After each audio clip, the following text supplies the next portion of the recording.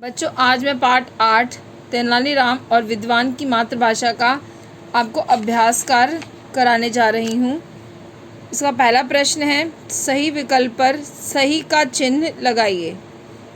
का है बेटा, राजा कृष्णदेव राय के दरबार में एक विद्वान ब्राह्मण किसकी विद्वता की परीक्षा लेने आए।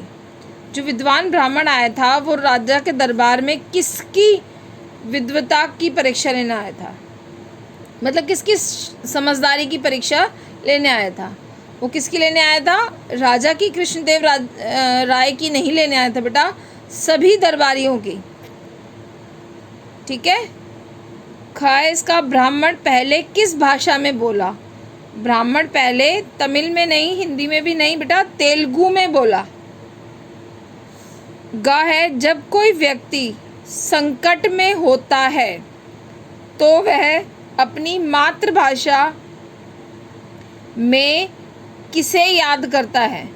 मातृभाषा में वो बेटा माँ और परमात्मा को याद करता है। ठीक है। ये रिक्त स्थान भरो, आपने कॉपी में कर लिया होगा। अगला बेटा भाषा ज्ञान का प्रश्न है, प्रश्न 4। दिए गए वाक्यों में से व्यक्तिवाचक, जातिवाचक और भाववाचक संज्ञा शब्द चुनिए। आपको इनमें से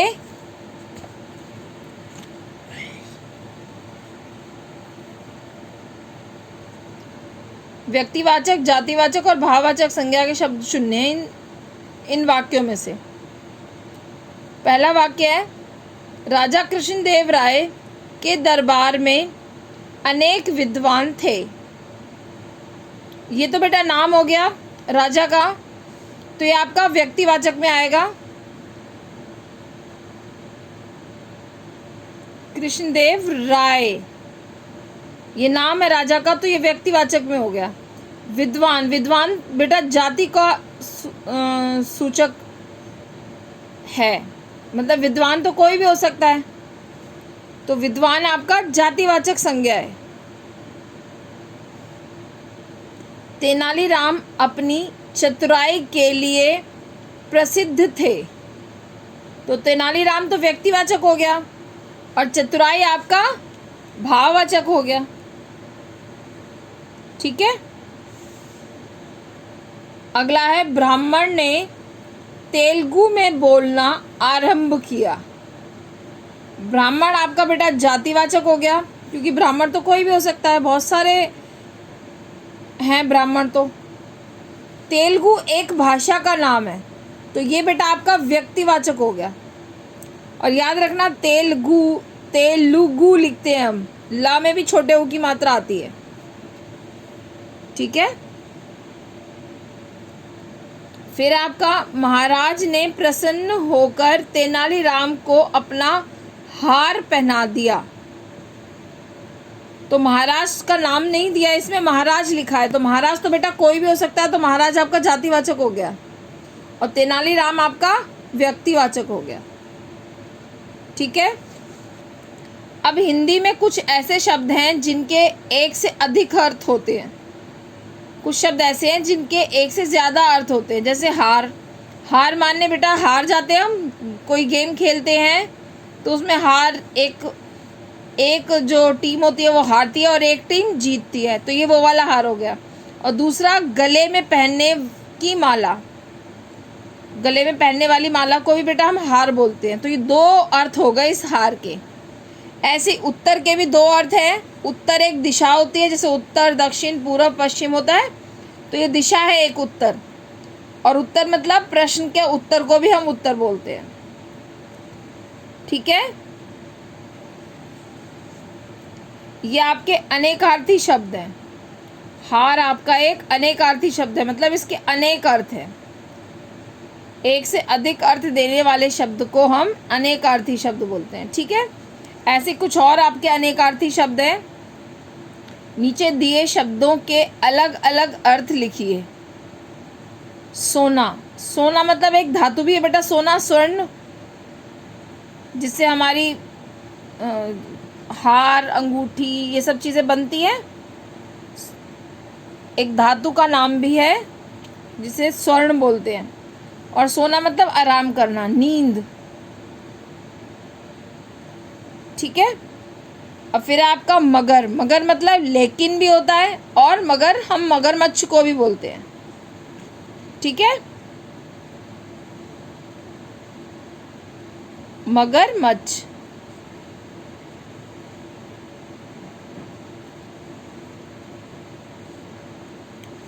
अब है आम। आम एक बेटा फल का नाम भी है, और आम मतलब साधारण।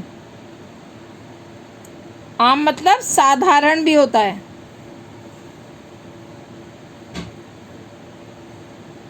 ठीक है। अब है फल।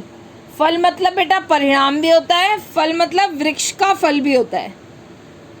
ठीक है, इसके भी दो अर्थ है, आप ध्यान से इनको करेंगे।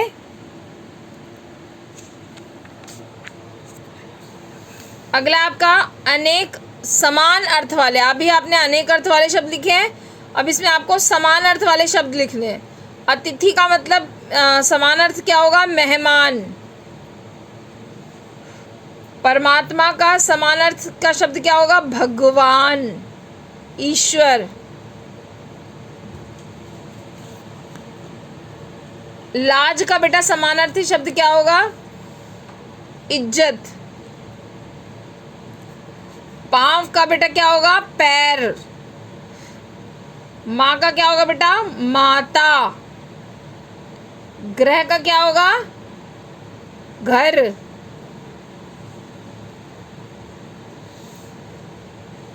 अब अगला प्रश्न है बेटा 7वां प्रश्न। नीचे दिए गए अनेक शब्दों के लिए एक शब्द का प्रयोग कीजिए। जो सुन ना सकता हो उसे हम क्या कहेंगे बेटा? जो सुन ना सकता है वो बहरा। साथ पढ़ने वाला, जो हमारे साथ में पढ़ते हैं हम उन्हें क्या कहेंगे? सहपाठी। सहपाठी। जिसे डर ना हो, जिसे डर नहीं होता वो कैसा होता है? निडर। सबको निडर होना चाहिए। जो विश्वास के योग्य हो वो क्या होगा? विश्वसनीय। काम से जी चुराने वाला। काम से जी चुराने वाला क्या होगा बेटा? कामचोर। ठीक है। अब इन वाक्यों में बेटा आपको विराम और ये प्रश्न चिन्ह, ये आपको निशान लगाने हैं। आपको वाक्य पढ़ के और ये विराम चिन्ह लगाने हैं। इसकी मातृभाषा तमिल है तो विराम आएगा, पूर्ण विराम आएगा इसमें। क्या आज मेरे प्रश्न का उत्तर मिलेगा? तो यहाँ क्या आएगा? प्रश्न चिन्ह आएगा। वाह, इसमें ये वाला आएगा आपका, या वाह के बाद बेटा विस्मयबोधक चिन्ह आएगा। तेनालीराम आपने बिल्कुल सही बताया, फिर पूर्ण विराम। मैं इसके उत्तर से संतुष्ट हूँ, पूर्ण विराम आएगा। किंतु आपने यह कैसे जाना? ये प्रश्न पूछ रहा है बेटा, तो प्रश्न चिन्ह आएगा। ठीक है, ये काम आप अपना बेटा बुक में करेंगे ध्यान से, बिना गलती के।